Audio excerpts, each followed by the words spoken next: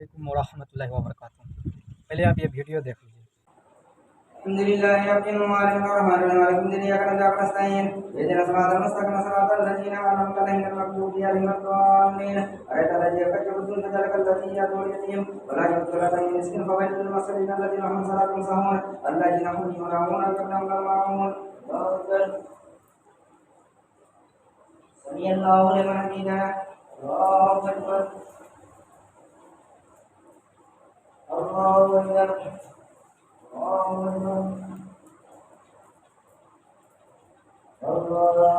الله أكبر الحمد لله رب العالمين مالك الدين إياك نعبد ونستعين اهدنا الصراط المستقيم صراط الذين أنعمت عليهم غير المغضوب عليهم ولا الضالين إنا أعطيناك الكوثر فصل لربك وانحر إن شانئك هو الأبتر الله أكبر سمع الله لمن حمده الله أكبر الله أكبر الله أكبر الله أكبر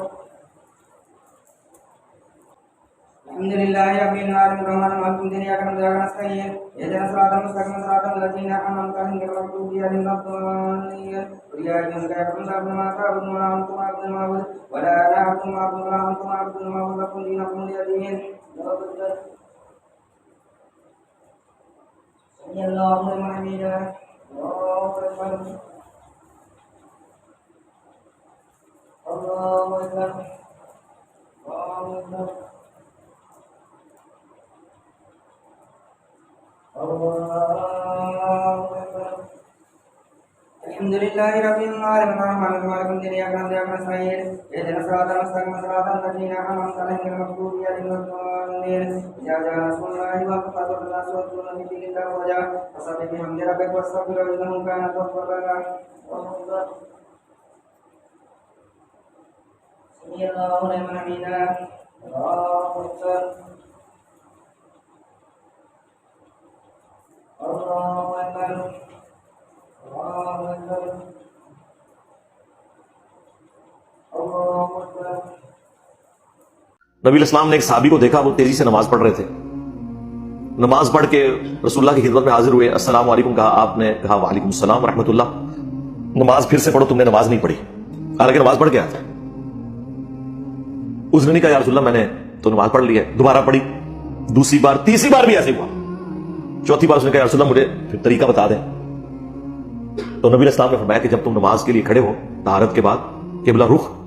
تو اطمینان کے ساتھ کھڑے ہو، تکبیر کہہ کے نماز کو شروع کرو، اس کے بعد قرات کرو اور پھر سکون کے ساتھ رکوع میں جاؤ اور رکوع سے سیدھے کھڑے ہو جاؤ یہاں تک کہ تمہاری ہر ہڈی اپنی نارمل پوزیشن کے اوپر آئے، پھر تسلی سے سجدہ کرو، پھر دو سجدوں کے درمیان تسلی سے بیٹھ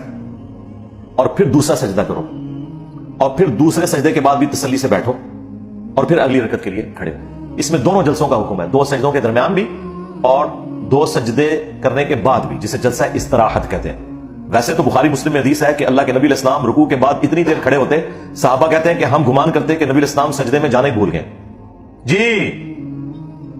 اور دو سجدوں کے درمیان اتنا بیٹھتے کہ ہم گمان کرتے کہ دوسرا سجدہ کرنا بھول گئے۔ اور یہ نبی علیہ السلام کی فرض نماز کا حال ہے، جو آپ کی نفلی نماز ہے اس کی تو لینتھ آپ چھوڑ دیں، اور یہاں پر ماشاءاللہ کیا پڑھنا چاہیے، نعوذ باللہ، ائمہ حضرات 4 رکعتیں جو ہیں وہ 4 سے 5 منٹ میں ختم کر دیتے ہیں۔ مسند احمد میں حدیث ہے سب سے برا چور وہ ہے جو نماز کا چور ہے۔ تو صحابہ کرام نے جب پوچھا تو آپ نے فرمایا جو اپنے رکوع اور سجدے صحیح ادا نہیں کرتا وہ نماز میں چوری کرتا۔ دیکھا آپ نے کس طرح سے مولوی صاحب کس طرح سے نماز پڑھایا ہے، مطلب یہ میرے گاؤں کا امام ہے، میں نے اس کو سمجھایا کہ اس طرح سے نماز نہیں ہوتا ہے۔ رسول اللہ صلی اللہ علیہ وسلم، ایک حدیث ہے صحیح بخاری میں ہے 6251 نمبر حدیث ہے کہ اس میں رسول اللہ صلی اللہ علیہ وسلم نے ایک صحابی کو دیکھا کہ وہ تیز نماز پڑھ کے جلدی اور وہ آیا رسول اللہ کے پاس، وہ 3 مرتبہ آیا اور 3 مرتبہ رسول اللہ نے اس کو کہا کہ تم جاؤ، تم نے نماز نہیں پڑھی، تم سے دوبارہ نماز پڑھ کے آؤ۔ تو مطلب رسول اللہ صلی اللہ علیہ وسلم نے اس حدیث سے یہ پتہ چلا کہ رسول اللہ نے فرمایا کہ تم نے نماز نہیں پڑھی، مطلب تیز نماز پڑھی، اتنا تیز نماز پڑھا کہ رسول اللہ نے فرمایا کہ تم نے نماز نہیں پڑھی، جا کے دوبارہ سے نماز پڑھو۔ اور میں سوچ رہا تھا کہ میں امام کو عوام کو کچھ نہیں بولوں گا، پہلے عوام کو بولا، پھر گاؤں کا بھی پتہ ہی ہے آپ کو، بریلوی मौलवी को क्या समझता है, सर पे बैठा के रखा हो, सर पे बैठा के मतलब इज्जत तो करना चाहिए, वो तो सही है, मगर कुरान हदीस के खिलाफ उसका बात तो नहीं मानना चाहिए ना। तो ये फैसला आप लोगों के हाथ में, आप कमेंट कीजिए कि वो क्या सही पढ़ाया है, कितना स्पीड में, एक सेकंड भी आगे पीछे नहीं किया, जैसे पढ़ाया वैसा ही रिकॉर्ड करके मैं इस पर आप लोगों को दिखाया हूँ। तो ये लोग, और मैं सोचा कि छोड़ देता हूँ, ये इमाम के पीछे पड़ रहे थे, इमाम को गुनाह होगा, जैसे एक हदीस में है कि रसूलुल्लाह सल्लल्लाहु अलैहि वसल्लम ने फरमाया कि कोई इमाम अगर गलती करे तो उसका गलती का बवाल उसके सर होगा। हज़रत अबू हुरैरा रदियल्लाहु ताला अन्हु से रिवायत है कि रसूलुल्लाह सल्लल्लाहु अलैहि वसल्लम ने फरमाया कि इमाम लोगों को नमाज पढ़ाते हैं, बस अगर इमाम ने ठीक नमाज पढ़ाई तो उसका सवाब तुम्हें मिलेगा, और अगर गलती की तो भी तुम्हारी नमाज का सवाब तुमको मिलेगा और गलती का वबाल उन पर रहेगा।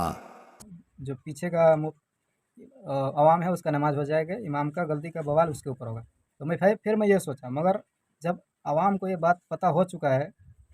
कि वो इतना तेज़ नमाज़ पढ़ा रहा है, ये तेज़ नमाज़ पढ़ने से नमाज ही नहीं होता है, तो ये तो दोनों का गलती हो गया ना, अवाम का भी गलती हो गया और आलिम का भी गलती हो गया, मौलवी साहब को भी गलती होगी। तो ये फैसला आप लोग है, इसमें कमेंट कीजिए, क्या ये सही पढ़ा रहा है नमाज, इतना स्पीड नमाज़ पढ़ना जायज़ है? ये इसी तरह से कुरान पढ़ना तो हराम है। इस तरह के लॉ और ला का तो फ़र्क ही नहीं पड़ता है, पूरा मायने चेंज हो जाता है कुरान का, जब इस तरह से इतना तेज़ तेज़ नमाज़ पढ़ता है, तो ये कुरान जो पढ़ता है उसमें तो मायने जो मतलब होता है, मतलब ही चेंज होता है पूरा। ठीक है, तो जज़ाकुमुल्लाहु खैर, अल्लाह हाफ़िज़।